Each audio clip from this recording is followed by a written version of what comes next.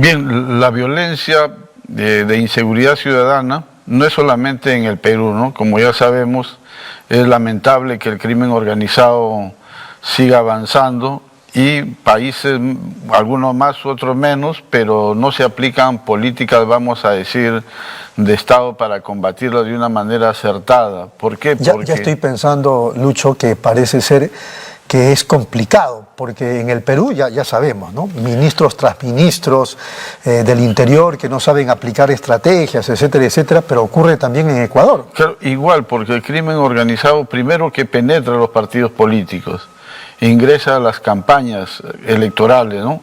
Y seguramente hay algunos políticos que ingresan o son electos de congresistas o algún cargo político electo que son financiados y entonces va penetrando y se convierten en narcopolítica, ¿no? Y cuando hay una resistencia o alguien amenaza su status quo, sucede lo que le ha sucedido al candidato Villavicencio, ¿no? Quien estaba en toda la campaña anunciando las medidas que iba a tomar frente a la criminalidad organizada, ¿no? Y también denunciando que estaba siendo amenazado de muerte. Sí, es lamentable que ante los anuncios no se hayan tomado las medidas adecuadas y más el día que sucede el atentado, prácticamente lo regalan porque estaba desguarnecido, un carro que no era blindado y la seguridad justo ese día habían cambiado, ¿no? Con gente que no era experta para cuidar ese tipo de personalidades, ¿no? Ahora, yo no sé si decir valiente o irresponsable, y lo he visto en algunos políticos también aquí en el Perú.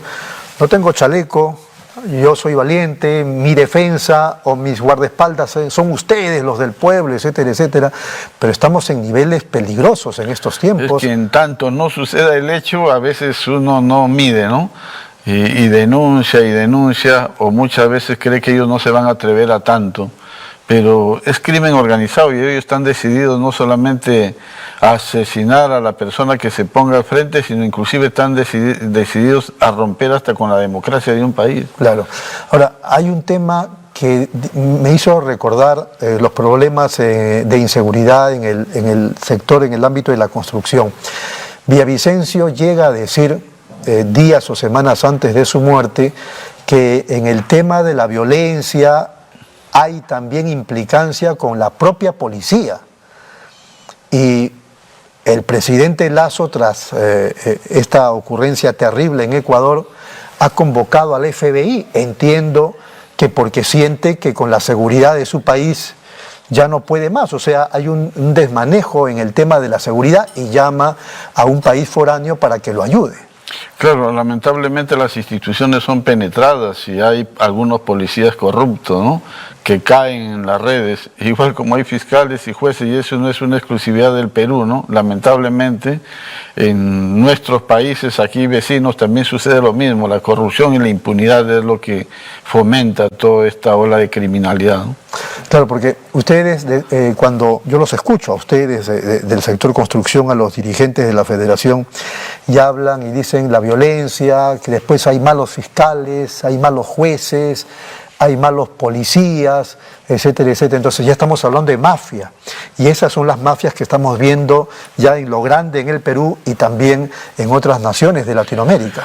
Sí, miren, las mafias que actúan aquí en el Perú son las mismas que están en diferentes áreas. Las de construcción son las mismas que están en el tráfico de terreno, muchas de ellos son los que controlan algunos sectores del narcotráfico, sobre todo en el Callao. Otros son los que están extorsionando a los comerciantes, a los transportistas, pero son las mismas bandas. Y cuando nosotros decimos que es lamentable que algunos policías están involucrados, porque ya se han desbaratado muchas bandas, lo ha hecho la policía. Y en esas bandas siempre ha habido uno o dos policías y hasta algunos fiscales, malos fiscales. Entonces esa es la corrupción y eso es lo que lamentablemente imposibilita avanzar terminar con esta lacra, ¿no? Ahora, ¿cómo la enfrentamos? Porque o nos ponemos en la lógica de Lasso que llama al FBI. ¿Cómo lo hacemos? Mira, lo que pasa es que aquí sí estamos en una situación de indefensión total. Porque claro, encima tenemos una crisis política. No tenemos partidos políticos para que expongan o planteen un plan nacional para el Perú sacarle sus problemas. Entre esas debería haber una estrategia para enfrentar la inseguridad ciudadana y el crimen organizado. pero tenemos políticos y candidatos que están en otra cosa menos en los problemas del país, porque la única forma de resolverlo es teniendo un plan de gobierno que, pensando en un futuro Perú, ¿no? Y un Bukele, lo escuchaba ayer en las redes, ¿ah? También tiene sus problemas. Sí, yo lo sé, sobre todo en el aspecto democrático. Claro, para enfrentar esto tiene que ser un mano dura y tiene que ir contra muchas convencionalidades, convenios, derechos, bueno, y también esto tiene sus límites, ¿no?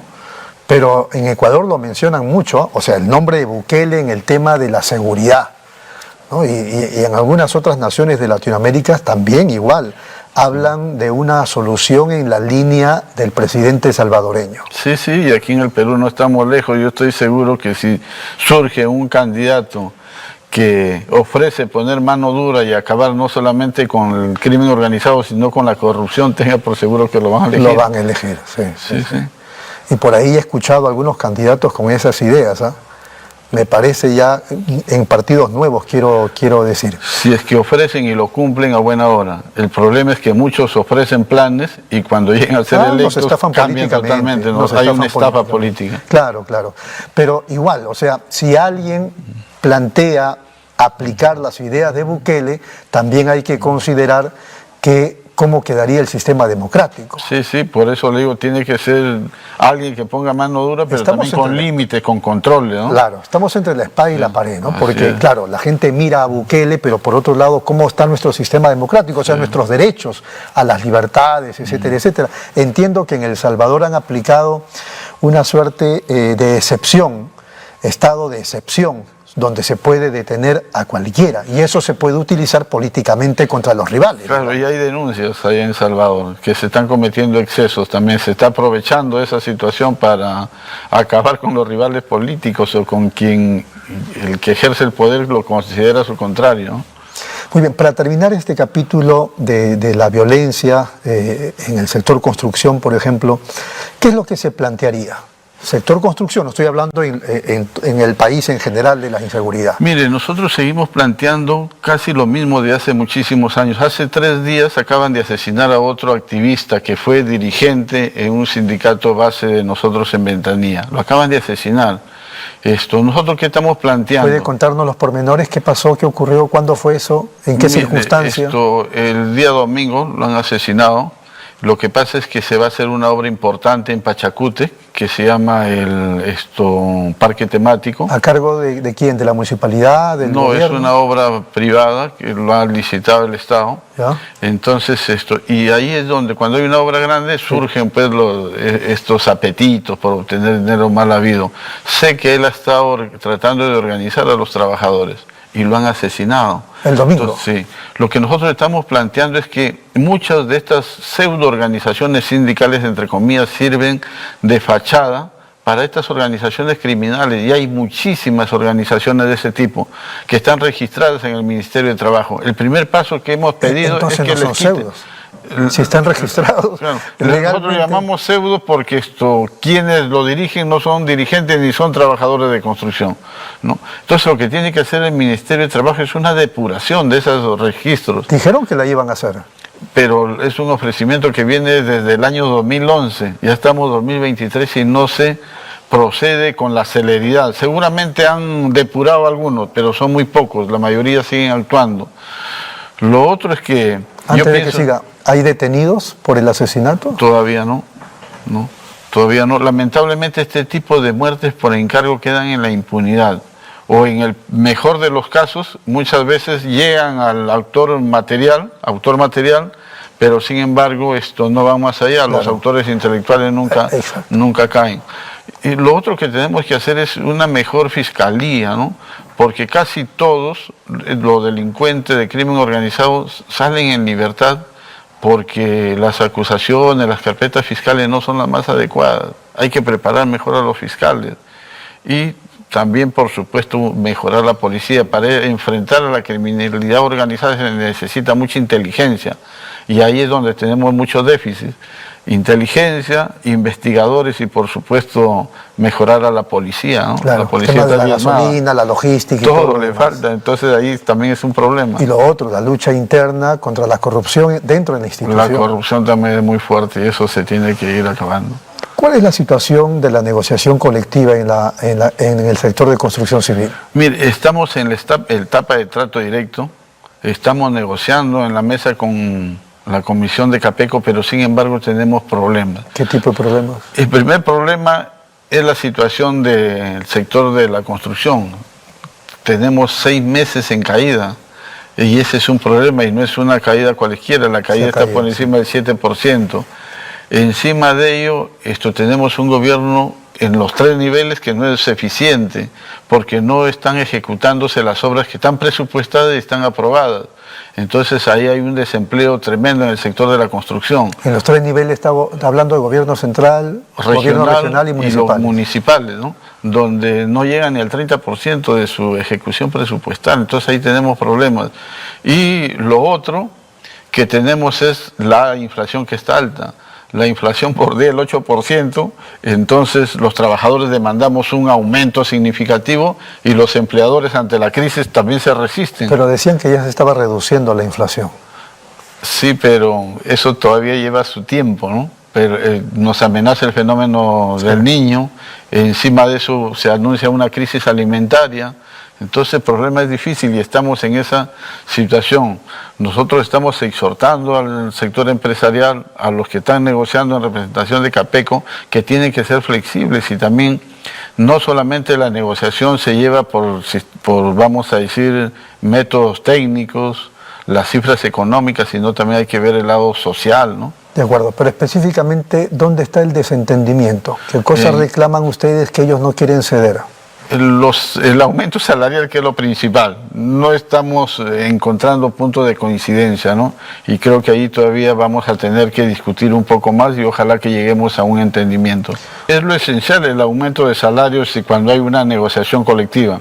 Con Capeco tenemos un entendimiento en otros temas, justo que lo hemos discutido en estos días. Por ejemplo, de manera conjunta, enfrentar el tema de la reactivación del sector de la construcción, el tema de la inseguridad en obras, como lo que estamos anunciando, asimismo el cambio, la modificación de la ley de contratación de obra pública, son coincidencias, como yo les digo a ellos, pero también tenemos que ponernos coincidentes o llegar a un acuerdo en el tema salarial, ¿no? Porque todas estas demandas conjuntas que estamos haciendo, al final son para mejorar el sector y una mejora en el sector va a significar mejoría para todos, ¿no? Trabajadores, empresarios. ¿Y cuál es el entrampamiento en el ámbito salarial? La cantidad. ¿De qué porcentajes estamos hablando? Estamos hablando pues hablando de una inflación del 7,99% que corresponde al periodo que estamos negociando. ¿Ya? Y se está ofreciendo pues aumentos que bordean el 1,5%, ¿no? Ni siquiera la mitad. Ni siquiera la mitad, como debe ser en toda negociación. Pero bueno, estamos en la mesa y nosotros estamos expresando nuestra disponibilidad, nuestra disposición para llegar a un entendimiento, a un acuerdo y esperemos que así sea. Muy bien. Estaba viendo un Twitter de Christopher Acosta, usted sabe que él es colega periodista de Latina Noticias, es un investigador en el ámbito del periodismo, y él publica un documento y dice, gravísimo, la encerrona acaba de revelar, esta información la ha publicado hace 5 minutos, documentos del ejército que demuestran que militares enfrentaron las protestas de Ayacucho con absoluta improvisación. Los soldados ni siquiera tenían equipos de comunicación. Resultado, 10 muertos. Y entonces Christopher Acosta se pregunta, ¿quién era ministro de Defensa en ese momento? Alberto Otárola, nuestro actual presidente del Consejo de Ministros. ¿Cómo ve el tema, ya entrando al asunto de la coyuntura política peruana, cómo ve el tema de la salida a la crisis, Lucho? Miren, nosotros seguimos planteando lo mismo que lo venimos haciendo desde diciembre. El presidente Otárola tiene que renunciar. Como el presidente, el premier. No, que el premier Otárola tiene que renunciar. Creo que fue la oportunidad de el 28 de julio en su mensaje anunciar eso a la presidenta de la República. Además que nosotros estamos demandando la propia renuncia de la presidenta de la República. No puede seguir ella gobernando el país en estas situaciones porque se habla de cerca de 70 muertos, 70 asesinados y lo que ellos están buscando es impunidad. Pero además de eso, este es un gobierno incapaz, un gobierno que no puede resolver los problemas nacionales, ya lo ha demostrado con el dengue, ¿no? Y estoy seguro que no se están tomando las medidas adecuadas para mitigar los efectos del fenómeno del Niño, eso está claro. Ahora, habría que preguntarse por qué la persistencia de nuestra presidenta Boluarte de mantenerlo en el premierato al señor Otárola, ¿no? Porque, caray, si tanto lo quiero o lo necesito, pues lo pongo como asesor de Palacio, pero ya cambio el premierato, pongo una persona ya que le dé, digamos, algún respiro al gabinete. Yo creo que esa decisión la tienen que tomar los verdaderos, los que manejan verdaderamente el poder. Creo que todavía le sigue siendo útil a los que están detrás de la señora Dina Boluarte. Y por eso es que ella aún lo mantiene y aún ella se mantiene porque... Primero usted le dice al premier presidente y ahora nos dice que no es Boluarte la que jefatura el Estado.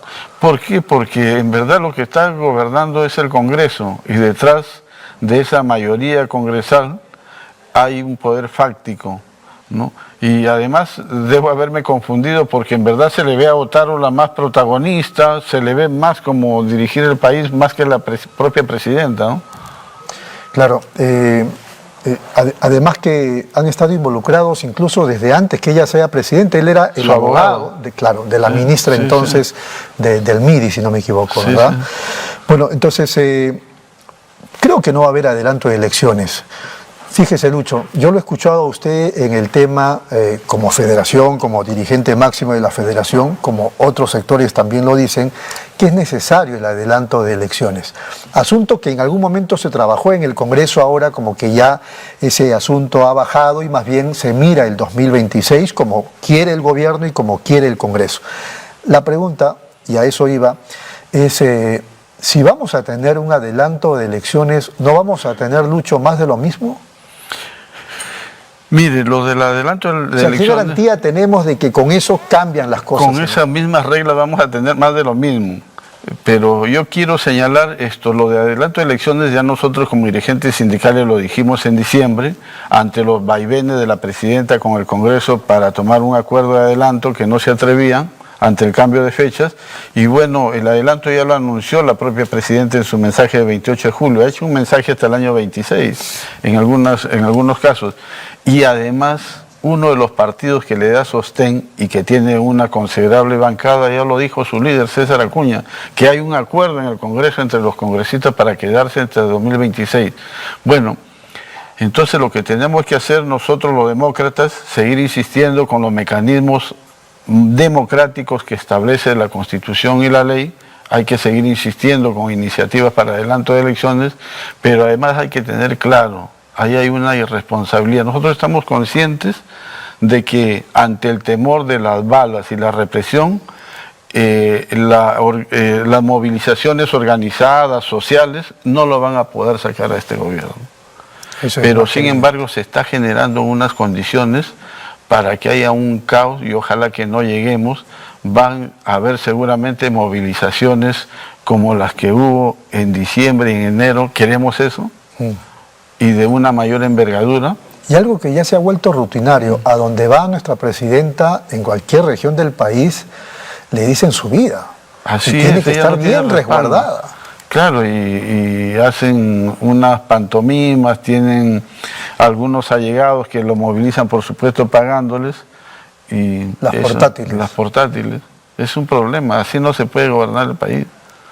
Pero, insisto, adelanto de elecciones vamos a tener más de lo mismo. Alguien ha hablado incluso de hacer una nueva constitución o hacer unas reformas reales. Pero claro, no este Congreso que lo haga, sino que se nombre a un grupo de notables de acuerdo con lo que consideren los grupos políticos en una mesa de negociación. Mire, este Congreso está descalificado para hacer reformas.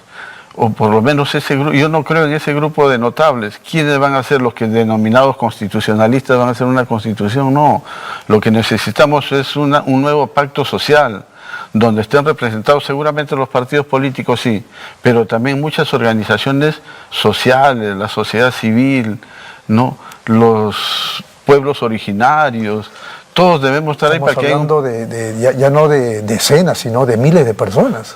¿Usted cree que miles de personas se puedan...? No, pero hay organizaciones reconocidas que sí pueden participar de este proceso, ¿no?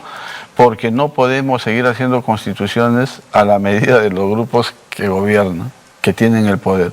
Yo creo que tiene que ser una constitución que refleje pues un pacto social verdadero, ¿no? La del 79 fue una constitución respetable. Claro, y se hizo en el marco de una asamblea constituyente, ¿no es cierto? ¿Cuántos eran? Creo que eran 300 y pico de personas. Claro, pero había partidos políticos y había políticos. No, eran otros tiempos. Ahora lamentablemente los partidos políticos no existen, y los políticos menos. Por eso creemos nosotros... Aunque cuando usted dice no existen, pues yo le menciono APP, el APRA, que ya está de nuevo en el partidor, en verdad Fuerza Popular, Avanza tienen sus País, propietarios, Perú, y ellos son los que hacen y manejan, ¿no? En verdad lo que creo yo que este Congreso, si es que ya no salen y se aferran al poder, tiene que hacer 3 o 4 reformas, ¿no? Que garanticen por lo menos un avance respecto a las elecciones si es que llegamos al 2026. Claro, usted cuando dice ya no hay partidos políticos, se refiere, como le he escuchado también a mucha gente, al hecho de que ya no tienen ideología, sino intereses económicos. Ni siquiera un programa para el país. Recogen cualquier cosa al momento de estar en candidaturas, y cuando llegan a ser electos ya vemos que nos engañan, ¿no? La no estafa aplican política, nada, una estafa política. Claro. Y no importa que sea ideología de derecha o de izquierda o de centro, pero que lógicamente conversando estos ideólogos o gente basada en sus ideologías propias puedan lograr un punto de acuerdo respecto del país. Pero aquí lo que se debate es los intereses económicos. Como decía García, ¿cómo es la mía? ¿Cómo acabamos con eso? Es lamentable. Tenemos que hacer un cambio total, empezando por la Constitución y dentro de ella una reforma política, ¿no? Porque actualmente está diseñado solamente para que se mantengan los propios partidos o lleguen aquellos aventureros a hacer política, y ya no política como de antaño, ¿no? Muy bien, alguien hablaba de que si no hacemos nada y seguimos de brazos cruzados frente a esto que usted está comentando, vamos a terminar en una anarquía terrible, en una guerra civil. Claro, yo también pienso eso. ¿Usted lo dijo alguna vez? Sí, que si no damos una solución, no damos a una salida, se está generando un caldo de cultivo que podríamos estar lamentando más adelante. Y aquí no se trata de terroristas ni senderos. No, es la población, no hay empleo. Ante la crisis económica hay hambre, ¿no? Y no hay agua, no hay desagüe, no tienen ninguna posibilidad de satisfacer las necesidades básicas. Lo que va a pasar es eso. Muy bien, bueno, voy a ver si con Jaime Antesana y Celina Palomino, que son nuestros siguientes invitados, nos levantamos un poco la moral, porque estamos terminando la entrevista pues apesadumbrados respecto de lo que nos espera en el futuro. Bueno, el panorama no es, vamos a decir, prometedor, ¿no? Lo único que tenemos que hacer es seguir organizándonos los trabajadores y demandando los cambios para tener un mejor país, ¿no? Muy bien, Lucho, ha sido muy amable. Muchas gracias. Muchas gracias a usted. Hasta luego.